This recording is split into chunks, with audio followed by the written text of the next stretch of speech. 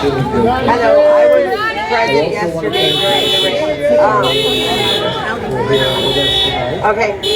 was present yesterday during the raids. It was a very disturbing situation.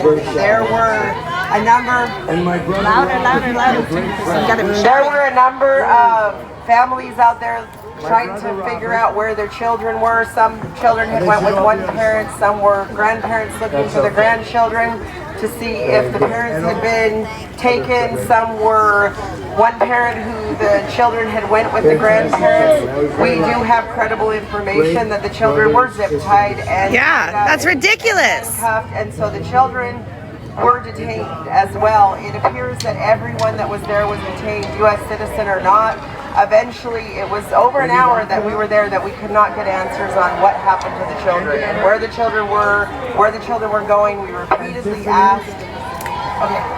We repeatedly asked for answers as to what was happening with the children to the law enforcement. We got no answers whatsoever. Sheriff Donahue was on his horse and we requested answers from him as to what happened to the children. He said that he would go find out and come back. He did not return. Eventually, some officers came out and one of the agencies communicated with us that the children were okay, that they were going to be released with family members. At that point, we communicated that to the crowd. When people did go through the barrier and start to move towards the area where they had everyone detained, that was because they were getting no answers as to where their children were. They were also getting information that their children were tied up back there. Imagine that was your children. How would you feel if that was your children? So your mother, your grandmother. How would you feel? Whereabouts of their children. And so that was relayed numerous times to say, look, this crowd will calm down, but we need to know where the kids are.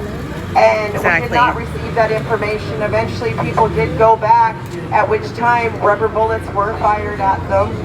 There were some threats to move faster, or they would force people to move faster. The military zip-tied, forcing them, children, the military, elderly. saw Canyon County Sheriff, the sheriff out in that region, Sheriff Donahue. We saw CBP. Trying to go through all the agencies that were there. Definitely the FBI, DEA was there. I said CBP. There were a number of different agencies. There were helicopters. There were dogs. There were all. They took everybody that was there. Kids. It does appear that everyone was citizens, detained, at which elderly, point they would anybody. slowly release people based on, a citizenship line versus another line. There's very disturbing videos that are surfacing from inside of what happened and how everything There's went videos down. of it, and the families of those people are here. They're here, and there's videos of what they did yesterday.